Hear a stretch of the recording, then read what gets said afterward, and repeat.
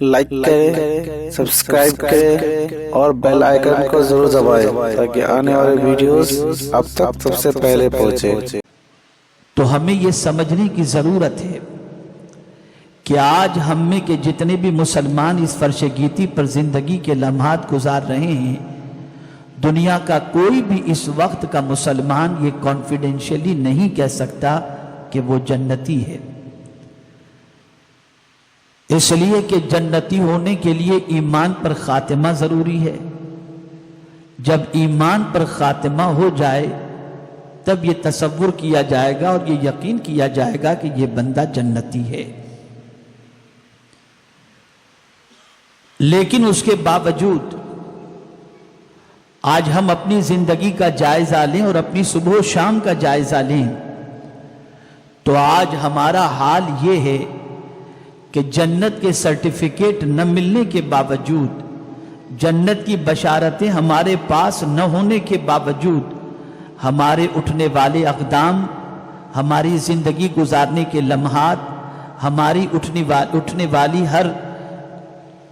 ساعتیں اگر ہم اس کا مشاہدہ کریں اور اس کے بارے میں غور کریں تو یہ بات روز روشن کی طرح عیاں ہو جاتی ہے کہ بشارتوں کے نہ ہونے کے باوجود بھی ہماری زندگی اس راستے پر چل رہی ہے جس راستے سے روکنے کے لیے امام حسین نے اپنی جان کی بازی لگائی اور امام حسین کے اعوان و انصار اور ان کے اہل بیت نے سب کچھ قربانی پیش فرمائی۔ میرے پیارے آقا صلی اللہ تعالی علیہ وسلم کے پیارے دیوانوں، انسان بہت سستا سمجھتا ہے جنت میں جانا، لیکن اللہ کے وہ برگزیدہ بندے جن کی زندگی سیدھے راستے پر چلتی، جن کی زندگی کی ساعتیں قانون الہی اور قانون رسول صلی اللہ علیہ وسلم کے سانچوں میں ڈھلتے ہوئے گزرتی، وہ بھی ہمیشہ ڈرا کرتے تھے کہ کہیں ایسا نہ ہو کہ کوئی ایسا کام ہو جائے جس کی وجہ سے پروردگار جل جلالہ کی ناراضگی مول لینی پڑے۔ اس لیے آپ دیکھیں حضرت حذیفہ ابن یمان رضی اللہ تعالی عنہ جلیل القدر صحابی ہیں، رازدار مصطفیٰ صلی اللہ تعالی علیہ وسلم ہیں۔ آقا کریم صلی اللہ تعالی علیہ وسلم نے مدینے میں موجود منافقین کی لسٹ ان کو بتا دی تھی، نام بتا دیا تھا، اور میرے آقا صلی اللہ علیہ وسلم نے بتا دیا تھا کہ مدینے میں کون کون منافق ہے۔ اللہ اکبر! یہی وجہ ہے کہ جب وہاں کوئی مرتا اور اس کی نماز جنازہ میں حضرت حذیفہ ابن یمان شریک نہ ہوتے تھے تو صحابہ سمجھ جاتے کہ یہ شاید منافق تھا، اس لیے حذیفہ اس کی نماز جنازہ میں شریک نہ ہوئے۔ تو حضرت حذیفہ کے پاس منافقین کی لسٹ موجود تھی، حضرت حذیفہ کے پاس منافقین کی فہرست موجود تھی، حضرت حذیفہ کے پاس منافقین کے بارے میں معلومات موجود تھی۔ اللہ اکبر! لیکن میرے پیارے آقا صلی اللہ تعالی علیہ وسلم کے پیارے دیوانوں، دوسرے اینگل سے دیکھیں، سیدنا فاروق اعظم کے مرتبے کے حوالے سے حضور رحمت عالم صلی اللہ علیہ وسلم ارشاد فرماتے ہیں اگر میرے بعد کوئی نبی ہونا ممکن ہوتا تو وہ عمر فاروق ہوتے، اور حضور فرماتے ہیں عمر جس راستے سے آتا ہے شیطان اس راستے کو چھوڑ دیا کرتا ہے۔ اللہ اکبر! اتنا اونچا مرتبہ، اور رسول اعظم صلی اللہ تعالی علیہ وسلم نے جنتیوں کی فہرست جب عطا فرمائی اور جن 10 صحابہ کو جنت کی بشارت عطا فرمائی، ان بشارت پانے والوں کے اندر سیدنا فاروق اعظم کا بھی شمار تھا، سیدنا فاروق اعظم کا بھی ذکر موجود تھا، ان کا نام بھی موجود تھا۔ لیکن اللہ اکبر! حضرت حذیفہ کے پاس منافقین کی لسٹ موجود تھی۔ سرکار کے وصال کے بعد حضرت فاروق اعظم حضرت حذیفہ سے پوچھتے ہیں اے حذیفہ ذرا مجھے یہ بتا، میرا نام کہیں منافقین کی فہرست میں تو نہیں ہے؟ اللہ اکبر! حضرت حذیفہ کو پوچھنے والا کون ہے جس کو جنتی ہونے کی بشارت مدینے کے تاجدار نے عطا فرما دی؟ وہ رسول جو درخت کو کہہ دے جنتی ہے تو وہ جنتی ہو جائے، پہاڑ کو کہہ دے جنتی ہے تو وہ جنتی ہو جائے، تو اپنے صحابی کو جنتی کہہ دیں تو اس میں کیا شبہ کی بات ہوگی؟ لیکن ڈر دیکھیے، خوف دیکھیے، احساس دیکھیے۔ اللہ کے رسول صلی اللہ علیہ وسلم کے وہ جانثار صحابی حضرت حذیفہ سے پوچھ رہے ہیں کہ کہیں سرکار نے جو لسٹ میں منافقین کی عطا فرمائی اس میں میرا نام تو نہیں ہے، اس لیے کہ وہ جانتے تھے ایمان پر خاتمہ جب تک نہ ہو اس وقت تک انسان جنت کا راہی نہیں بن سکتا، جنت کا مسافر نہیں بن سکتا۔ اے رسول اعظم صلی اللہ علیہ وسلم کے دیوانوں، صدیق اکبر کا بھی حال دیکھ لیجئے تو آپ کو پتا چلے گا۔ درخت کے ٹہنی پر بیٹھی ہوئی چڑیا کو دیکھ کر فرماتے ہیں کاش کہ میں یہ درخت کی ٹہنی پر بیٹھی ہوئی چڑیا کی طرح ہوتا تاکہ اسے کاٹ دیا جاتا، ذبح کر دیا جاتا اور قیامت کے حساب سے میں بچ جاتا۔ اور ارشاد فرماتے ہیں اگر قیامت میں یہ کہہ دیا جائے سب جنتی ہے سوائے ایک کے، تو صدیق اکبر کہتے ہیں میں ڈرتا ہوں کہ کہیں وہ ایک میں ہی تو نہیں۔ آپ ذرا غور کرو، ذرا سوچو، چند سجدوں پر غرور کرنے سے، چند تلاوت پر غرور کرنے سے، چند عمرہ اور حج پر غرور کرنے سے اگر انسان یہ تصور کرتا ہو کہ اب جنت میں جانے سے مجھے کوئی نہیں روک سکتا، تو میں کہتا ہوں ہمارے پاس تو جنت کا سرٹیفکیٹ نہیں، ان صحابہ کے پاس تو جنت کا سرٹیفکیٹ تھا، جنت کا سرٹیفکیٹ تھا، پھر بھی وہ اللہ سے اتنا ڈرتے تھے، پھر بھی اللہ کا خوف۔ تو عرض کرنے کا منشا یہ ہے، مجھے آج امام کی زندگی کو آپ کو سمجھانا ہے اور ساتھ ہی ساتھ سرکار حضور مفتی اعظم ہند علیہ رحمت و رضوان کی عظمت آپ کو سمجھانی ہے۔ قرآن کہتا ہے ام حسبتم ان تدخلوا الجنہ، کیا تم گمان کرتے ہو کہ جنت میں داخل کر دیے جاؤ گے؟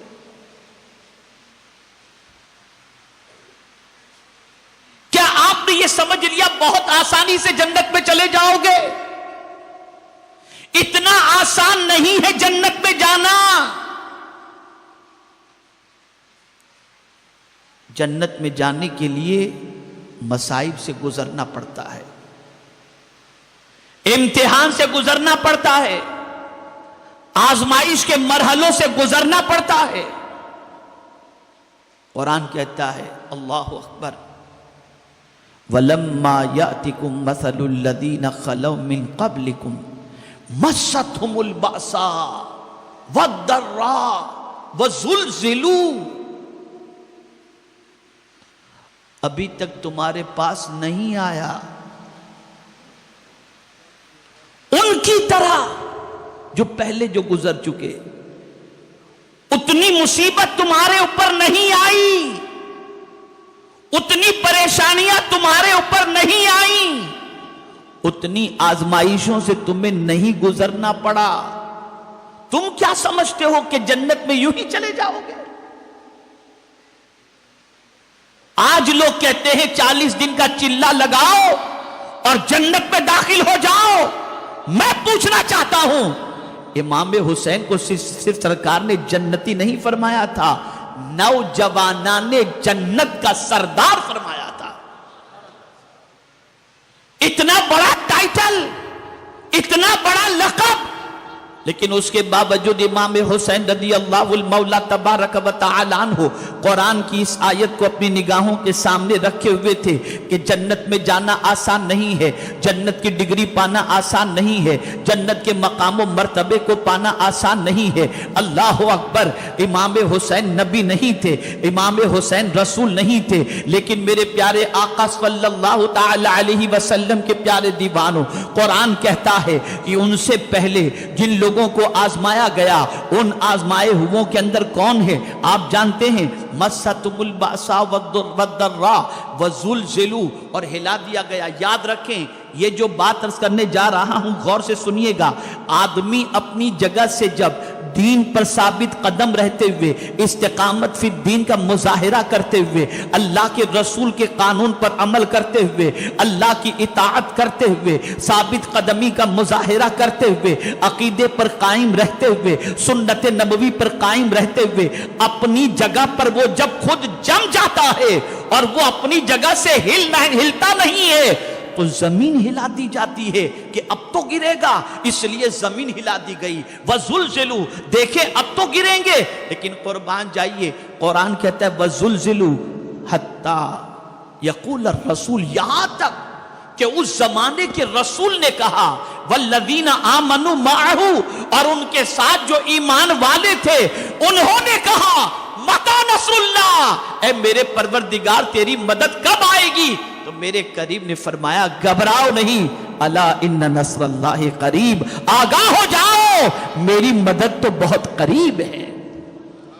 پتہ یہ چلا جب تم دین کے راستے پر چلو گے، جب سیدھے راستے پر چلو گے، جب صراط مستقیم پر چلو گے، تمہیں آزمایا جائے گا، امتحان لیا جائے گا، آزمائش کے مرحلوں سے گزارا جائے گا، اور جب تم ثابت قدم رہو گے تو تمہارے پیر کے نیچے کی زمین کو ہلا دیا جائے گا کہ آپ گرو گے کیا، کب گرو گے؟ حالات ایسے ہوتے ہیں انسان سمجھتا ہے کہ میرا سنبھلنا مشکل ہوگا، میرا بچنا مشکل ہوگا، اب میں گروں گا تب میں گروں گا۔ ایسی سچویشن میں اسے کسی اور طرف دیکھنے کی ضرورت نہیں ہے، وہ اپنے کریم کی طرف دیکھے اور عرض کرے مَتَى نَصْرُ اللَّهِ، میرے مولا تیری مدد کب آئے گی؟ تو میرا رب ارشاد فرمائے گا اے میرے بندے تم میرے دین پر ثابت قدم ہے، گھبرا نہیں، یہ اس امتحان میں تو کامیاب ہوگا، میری مدد تیرے لیے بہت قریب ہے۔ میرے پیارے آقا صلی اللہ تعالی علیہ وسلم کے پیارے دیوانوں، آپ یاد رکھیں رسول اعظم صلی اللہ تعالی علیہ وسلم کی حدیث مبارکہ ہے جنت کس طریقے سے گھری ہوئی ہے۔ آپ جانتے ہیں جنت تکلیفوں سے گھری ہوئی ہے۔ آپ اگر سوچیں کہ جنت میں آسانی سے چلے جائیں، آرام سے چلے جائیں، جھومتے ہوئے چلے جائیں، مزے سے چلے جائیں، کھیلتے کودتے چلے جائیں، اتنا آسان جنت میں جانا نہیں ہے، اس لیے کہ حضور صلی اللہ علیہ وسلم نے فرمایا حفت الجنت بالمکارہ، اللہ عز و جل نے جنت کو جو ہے وہ دشواریوں سے گھیر کے رکھا ہے، دشواریوں سے گھیر کے رکھا ہے۔ اور اسی طریقے سے حضور صلی اللہ علیہ وسلم نے فرمایا حفت النار بالشہوات، اور جہنم کو پروردگار نے شہوات سے گھیرے رکھا ہے۔ اللہ اکبر، اے رسول اعظم صلی اللہ تعالی علیہ وسلم کے دیوانوں، جنت میں جانا ہوگا تو دشواریاں جھیلنی ہوں گی، جنت میں جانا ہو تکالیف کو برداشت کرنا ہوگا، جنت میں جانا ہو مصیبتوں سے گزرنا پڑے گا، جنت میں جانا ہو امتحان کی وادیوں سے گزرنا پڑے گا، اور سب سے بڑا امتحان جنت میں جانے کے لیے جس چیز کا ہوتا ہے وہ ایمان کے سودے کا ہوتا ہے، ایمان خریدنے کا ہوتا ہے، ایمان کھینچ لینے کا ہوتا ہے۔ اس کے لیے میرے پیارے آقا صلی اللہ تعالی علیہ وسلم کے پیارے دیوانوں، جب سارے راستے انسان کے لیے ایمان کا سودا کرنے کے ختم ہو جاتے ہیں تب شدت کا سلسلہ شروع ہوتا ہے، تب انسان پر سختی کا سلسلہ شروع ہوتا ہے، تب انسان پر آزمائش کا سلسلہ شروع ہوتا ہے۔ اے رسول اعظم صلی اللہ تعالی علیہ وسلم کے دیوانوں، بھوکے رہو گے، اگر بھوکے نہیں تم رہتے، پیاسے تم نہیں رہتے، اگر بچوں کو تم پیاسا نہیں چھوڑتے، جنت میں نہیں جا سکتے۔ لیکن جن بندوں کی نگاہوں کے اندر رب کی رحمت سجی ہوئی ہو، جن بندوں کی نگاہوں کے اندر رب کی رحمت سجی ہوئی ہو، ان بندوں کی نگاہوں کے اندر امتحان کوئی چیز نہیں ہوتی، آزمائش کوئی چیز نہیں ہوتی۔ آئیے میں آزمائش کے حوالے سے، قرآن کے حوالے سے آپ کے سامنے ایک بات پیش کروں۔ میرے کریم نے فرمایا احسب الناس ان یترکوا ان یقولوا آمنا وہم لا یفتنون، کیا لوگوں نے یہ گمان کر لیا کہ اتنا کہنے پر چھوڑ دیے جاؤ گے کہ ہم ایمان لائے اور ان کا امتحان نہیں ہوگا؟ آپ کیا سمجھتے ہو دنیا کی ڈگری لینی ہو تو امتحان دینا پڑتا ہے، ڈاکٹر کی ڈگری چاہیے راتوں کو جاگنا پڑے گا، آئی پی ایس بننا ہے شب بیداری کرنی پڑے گی، عالم بننا ہے 8 سال کا کورس کرنا پڑے گا، حافظ بننا ہے دنوں رات تمہیں قرآن مقدس رٹنا پڑے گا، ایس ایس سی کرنی ہے رات جگنا پڑے گا، 12th میں پاس ہونا ہے محنت و مشقت کرنی پڑے گی۔ ارے نادانو ذرا مجھے بتاؤ، ڈاکٹر کی ڈگری لینی ہو، انجینئر کی ڈگری لینی ہو تو اتنی قربانی تم دے دیتے ہو، اور جنت کی ڈگری لینا ہو تو کوئی قربانی دینے کے لیے تیار نہیں، سیدھے سیدھے تم بستر پہ لیٹ جاؤ اور جنت میں چلے جاؤ۔ اتنا آسان نہیں ہے۔ آج اگر ہم دیکھیں مسلمانوں کے قدم اس لیے پھسل رہے ہیں کہ مسلمانوں کو صرف بشارتیں سنائی جا رہی ہیں، اور ہم حضور سے پوچھیں کہ سرکار آپ کیوں آئے؟ ہم قرآن سے پوچھیں اے قرآن تجھے رب نے کیوں نازل کیا؟ بشارت اپنی جگہ پر، اس کا انکار نہیں ہے، لیکن حضور کس لیے آئے؟ قرآن کس لیے آیا؟ تو قرآن کہتا ہے تبارک الذی نزل الفرقان علی عبدہ لیکون للعالمین نذیرا، سارے عالم کو ڈرانے کے لیے یہ قرآن اللہ نے نازل فرمایا اپنے بندے خاص پر۔ وہ رسول جن کے ہاتھوں میں جنت کی کنجی تھی، ان کو بھی کہا گیا وَأَنذِرْ عَشِيرَتَكَ الْأَقْرَبِينَ، اپنے رشتہ داروں کو ڈراؤ۔ آج مسلمانوں کو اتنی سستی سستی جنت کی بشارتیں بانٹی جاتی ہیں، بلکہ بعض لوگ تو کہتے ہیں محرم شریف میں جو پہلے مبارکباد دے دے وہ جنت میں چلا گیا، اتنا سستا ہو گیا، لگے واٹس ایپ پر مبارکباد پیش کرنے کے لیے۔ پھر کیا ضرورت تھی امام حسین کو اتنی تکلیف برداشت کرنے کی؟ وہ تو پہلے ہی جنتی تھے، بلکہ ان کے دامن سے جو وابستہ ہو جائے اللہ اسے بھی جنت عطا فرما دیتا ہے۔